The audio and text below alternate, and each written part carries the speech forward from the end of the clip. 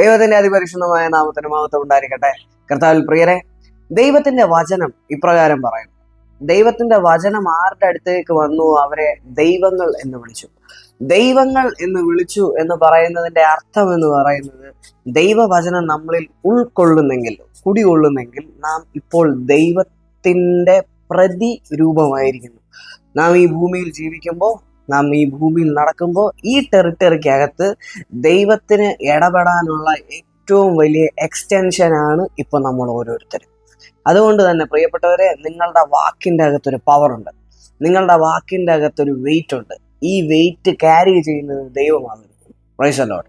അതുകൊണ്ട് തന്നെ നിങ്ങൾ നിങ്ങളുടെ ലൈഫിനെ നോക്കി, അല്ലെങ്കിൽ നിങ്ങൾ നിങ്ങളുടെ മക്കളെ നോക്കി എന്ത് പറഞ്ഞാലും, നിങ്ങളുടെ സാഹചര്യത്തെ നോക്കി നിങ്ങൾ എന്ത് പറഞ്ഞാലും, അത് തിന്മയാണെങ്കിലും നന്മയാണെങ്കിലും അത് സംഭവിക്കുന്നതിന്റെ കാരണം, അത് സംഭവിക്കാൻ പോകുന്നതിന്റെ കാരണം, you are the extension of God.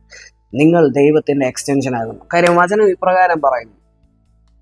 1 പത്രോസ് 1 അധ്യായം അതിന്റെ 4 വാക്യം, യേശുക്രിസ്തുവിന്റെ മരിച്ചവരിൽ നിന്ന് ഉള്ള ഉദ്ധാനം വഴി സജീവമായ പ്രത്യാശയിലേക്കും നിങ്ങൾക്കായി സ്വർഗത്തിൽ കാത്തു സൂക്ഷിക്കപ്പെടുന്ന അക്ഷയവും കളങ്കരഹിതവും ഒളിമങ്ങാത്തതുമായ അവകാശത്തിലേക്ക് നമ്മെ വീണ്ടും ജനിപ്പിച്ചിരിക്കുന്നു.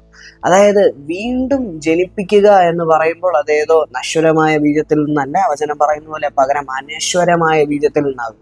അതായത് കെട്ടുപോകുന്നതോ പാഴായി പോകുന്നതോ ആയിട്ടുള്ള ആ ബീജത്തിൽ നിന്നല്ല നമ്മളെ ദൈവം ഉണ്ടാക്കിയത്, അല്ലെങ്കിൽ നമ്മളെ ദൈവം റീജനറേറ്റ് ചെയ്തത്. പകരം ദൈവത്തിന്റെ ആത്മാവിലാകുന്നു. ദൈവത്തിന്റെ ആത്മാവിൽ പുതുക്കം പ്രാപിച്ചിരിക്കുന്ന നമ്മൾ ഓരോരുത്തരും ഇപ്പോ പിശാച് പോലും നമ്മളെ കാണുന്നത് ദൈവത്തിന്റെ മഹത്വത്തിന്റെ അകത്തേക്കാകുന്നു. Praise the Lord.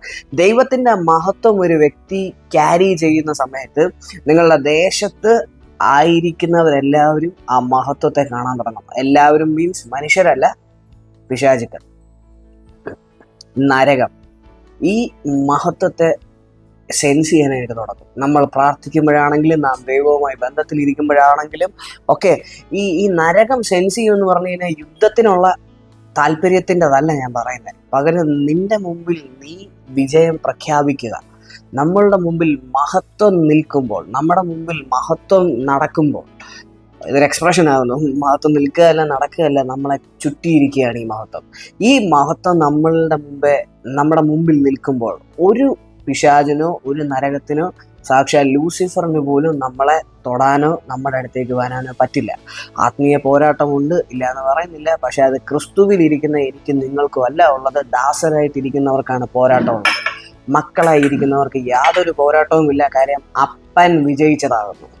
അപ്പൻ വിജയിച്ചതാണെങ്കിൽ മക്കൾക്ക് സമാധാനപൂർണമായിട്ടുള്ള ജീവിതമാണ് ജീവിക്കേണ്ട, പിന്നെ യുദ്ധത്തിനുള്ളതല്ല. പ്രിയപ്പെട്ടവരെ, നമ്മൾ ജയിച്ചവരാകുന്നു. നിങ്ങളുടെ ജീവിതം ജയത്തിന്റെ ജീവിതമാകുന്നു. അതുകൊണ്ട് തളരരുത്, പതറരുത്. ദൈവം നിങ്ങളെ സമൃദ്ധമായി അനുഗ്രഹിക്കട്ടെ. ആമേൻ.